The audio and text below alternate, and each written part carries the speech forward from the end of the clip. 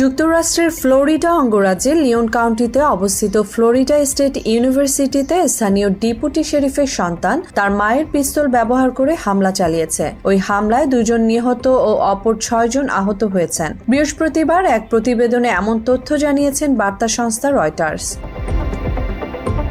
Florida অঙ্গরাজ্যের রাজধানী তালাহাসি Leone কাউন্টির শেরিফ ওয়াল্টার ম্যাকনিল বলেছেন, অভিযুক্ত বন্দুকধারী 20 বছর বয়সী এক তরুণ। বন্দুকধারী আমাদের বাহিনীর এক কর্মকর্তার ছেলে। ঘটনাস্থল থেকে যেসব বন্দুক উদ্ধার করা হয়েছে সেগুলোর মধ্যে একটি ওই কর্মকর্তার। We heard from students who told us they got an alert that actually blasted on a projector in one of their classrooms. মাত্র 30% টাকায় জমির মালিক হয়ে নতুন বাংলাদেশের গড়ে তোলার স্বপ্ন দেখা বাংলা বসতি।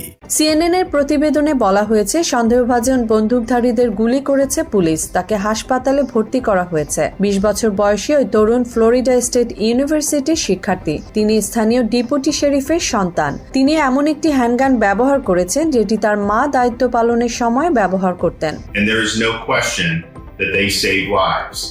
We are all Seminoles today.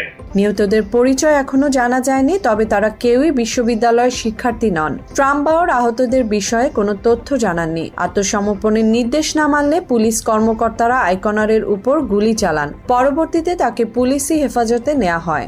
We will make sure that we do everything we can to prosecute and make sure that we send a message to folks. Florida state ইউনিভার্সিটিতে এটি প্রথম গোলাগুলির ঘটনা নয়। 2015 সালে এই বিশ্ববিদ্যালয়ের এক স্নাতক পাঠাগারে গুলি করে 3 জনকে আহত করেছিলেন। পরে পুলিশ তাকে মারাত্মকভাবে গুলি করে হত্যা করেছিল। মুসলিমা জাহান মিতু, বাংলা এডিশন।